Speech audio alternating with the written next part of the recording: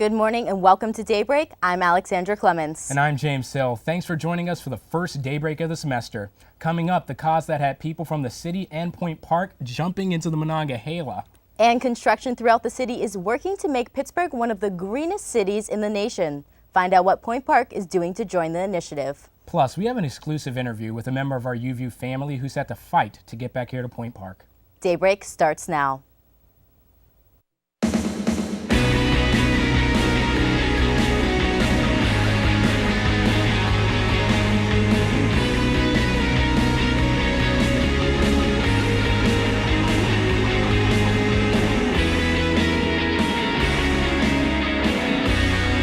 It's been pretty cold, hasn't it? It has. I'm really looking forward to some warmer temperatures. It makes it so odd because here in the United States, because it's actually been the warmest year on record in the rest of the country, in the world for that matter. Olivia Fisher, she has some of the most advanced technology our city has to offer. Digital Doppler Daybreak radar is the most powerful radar on Point Park's campus. Olivia, how's it looking weather-wise? Well, James, today we are going to be seeing some snow flurries, highs in the lower 30s, and winds coming out of the north at about 10 miles per hour. Now, with these temperatures playing with freezing levels, you do want to be careful out there on those roadways and sidewalks because it tends to get slick. Now, we're going to send it back to Emily Brack at the news desk, where she's going to have your national and international headlines. President Barack Obama laid out his vision for the final years of his administration during Tuesday night's State of the Union address. The president applauded the country for overcoming the struggles of a recession and wars during his 2 terms of presidency.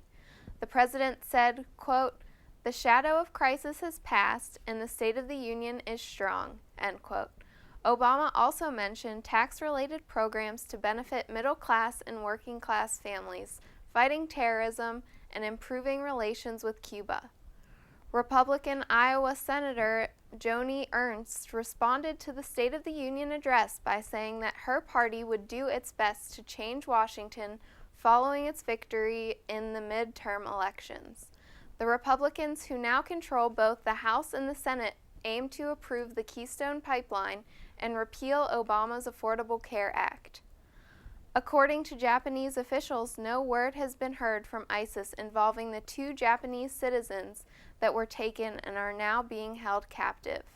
Kenji Goto and Haruna Yukawa are currently being held by the extremists for a $200 million ransom.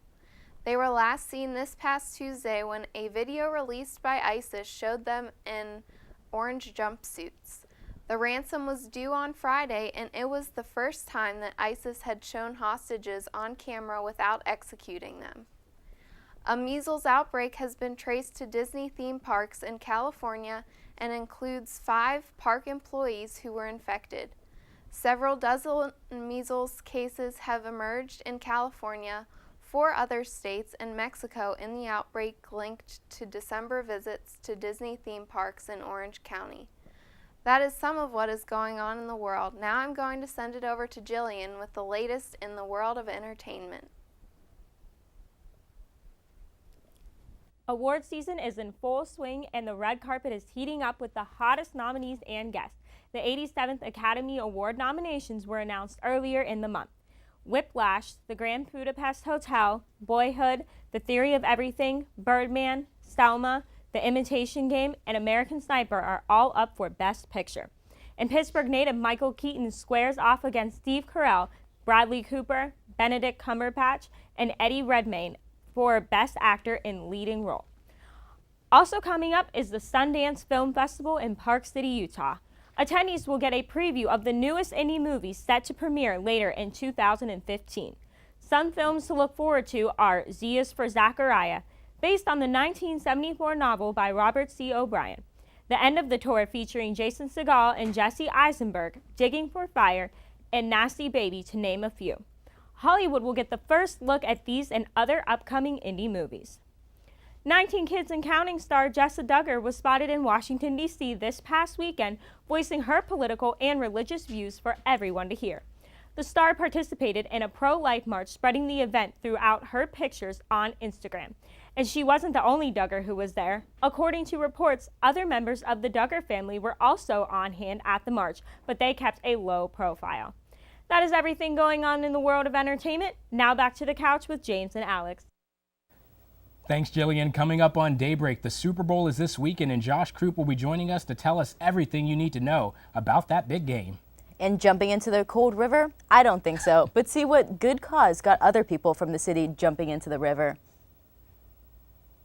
Lunatics. Are a social people.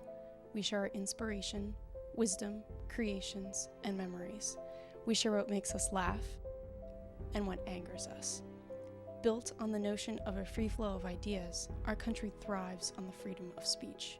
Without it, who would watch over our governing powers? And how would we share our history to make a difference for the future? It's this freedom to share that gives us a reason to listen. Start your morning with City News. Start your morning with campus news.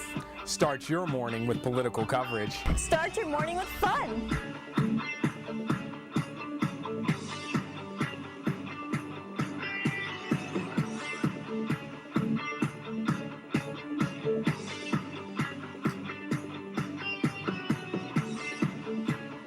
Start your morning with us, only on Daybreak. Did you know that Point Park has a cheerleading squad? Don't get it confused. Not only do our cheerleaders represent Point Park at regional and national competitions, but they also promote spirit and awareness of every sports team on campus.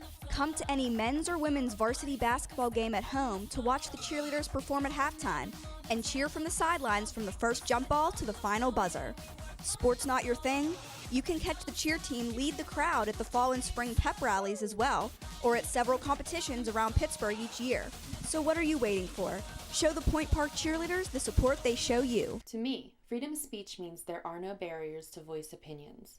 Communication is key to a functioning society and relationships in those societies.